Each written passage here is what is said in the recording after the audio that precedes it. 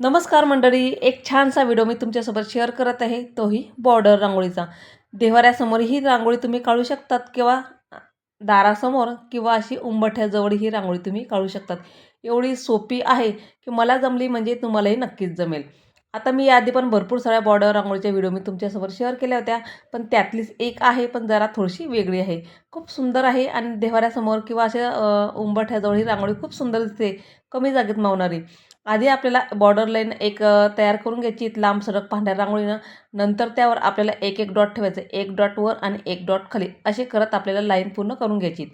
जिथं आपण पांढऱ्या रांगोळीचं डॉट ठेवले ना, तिथं चमच्याच्याच मदतीनं जिथं टोक आहे पांढऱ्या रांगोळी तिथं ठेवायचं आहे आणि खालची बाजू आहे तिथं वर न्यायचा आहे, तो प्रेस करून अशी एक फुलांची डिझाईन आपली इथं तयार होते। हे रांगोळीमध्ये फुलं खूप सुंदर दिसतात आणि काढायला पण अगदी सोपे असतात। आता मी हा चम्मच वापरला आहे, तुम्ही पोहे खायचा जो चम्मच असेल कुठलाही, तो कोणत्याही चमचाचा तुम्ही इथं उपयोग करू शकता आणि झटपट होते, काहीही वेळ लागत नाही ह्या रांगोळ्या काढायला। आणि बॉर्डर लाईन देव्हाऱ्यासमोर मी काढू शकतात किंवा दारासमोरही खूप उठून दिसतात रांगोळ्या, किंवा तुम्हाला उंबरठ्याजवळ जर काढायची असेल तर तुम्ही काढू शकता। अगदी कमी जागेत मावणारी ही रांगोळी आहे। आता जिथं आपण जे फुल तयार केलं होतं त्याच्या खालच्या साईडनं 3-3 डॉट ठेवायचे आपल्याला, एकसारखे 3 डॉट ठेवायचे आणि आजूबाजूला 2-2 डॉट ठेवायचे। असं प्रत्येक, आता जे वरची बाजू आहे तिथे सुद्धा आपल्याला 3 डॉट ठेवायचे आणि साईडला 2-2 डॉट ठेवायचे। अशी करत आपल्याला ही बॉर्डर लाईन कंप्लीट तयार करून घ्यायची। तुम्हाला असे नसेल करायचे तर एक लांब लांब लाईन जरी मारल्यात ना तुम्ही रांगोळीच्या रेषा तरी चालतं, पण जरा अशा पद्धती जरा खूप सुंदर दिसतात, जरा उठूनही दिसतात असे डॉट ठेवल्यामुळे, म्हणून मी इथं डॉट ठेवून ठेवलेत। तुम्हाला हातांना नसेल जमेल तर मी डबीची मदत घेऊन पण तुम्ही रांगोळी टाकू शकतात, पण हाताने सहज जमते, जर मला हाताने जमत असेल तर हाताने काढू शकतात। तर आधी आपण ते लाईन कंप्लीट करून घेतली, 3-3 डॉट ठेवून दिले आहेत आणि खालच्या साईडनं वरच्या साईडनं फुलं पण आपलं तयार करून घेतली। आता जे अगरबत्तीची काडी आहे ना ती घ्यायची आणि जे डॉट ठेवले ते एकावर एक जॉईन करत राहायचे, म्हणजे काठीच्याच मदतीने एक वर आणि एक खाली अशी लांब लाईन ओढून घ्यायची, म्हणजे ते ऑटोमॅटिकली जॉईन होतात एकमेकांना आणि अशी डिझाईन छान दिसते। तुम्हाला असं नसेल कळायचं तर डायरेक्टली डॉट ठेवले आहे ना तुम्ही तसेही राहू देऊ शकतात, पण असं जरा काहीतरी वेगळं वाटतं आणि सुंदरही दिसते असं केल्यामुळे। आता अशी करत आपल्याला पूर्ण काठीच्याच मदतीनं डॉट एकत्र करून घ्यायचे आणि एक डिझाईन आपल्याला तयार करून घ्यायची आहे।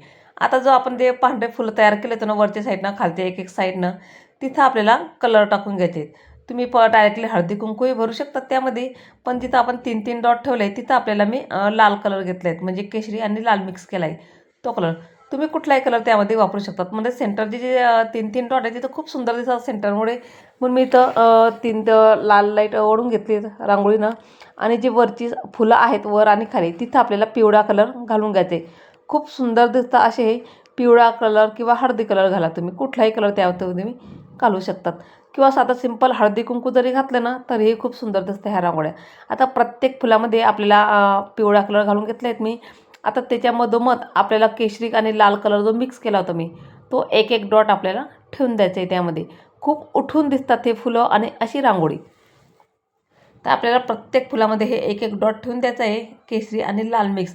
आता मधोमध त्याचे आपल्याला एक सर्कल तयार करून घ्यायचे आहे, त्यामध्ये तुम्ही हवं त्या आकाराचा कुठलाही कलर तुम्ही त्यामध्ये भरू शकतात, पण मी त्यात थोडंसं कुंकू भरून घेणार आहेत, किंवा पांढरा कलरही तुम्ही भरू शकतात। आता मी साईडला इथं कुंकू घालून घेतलं आहे तिथं मधोमध, किंवा अवतीभोवती जरी असं कुंकू घातलं ना तरीही चालतं।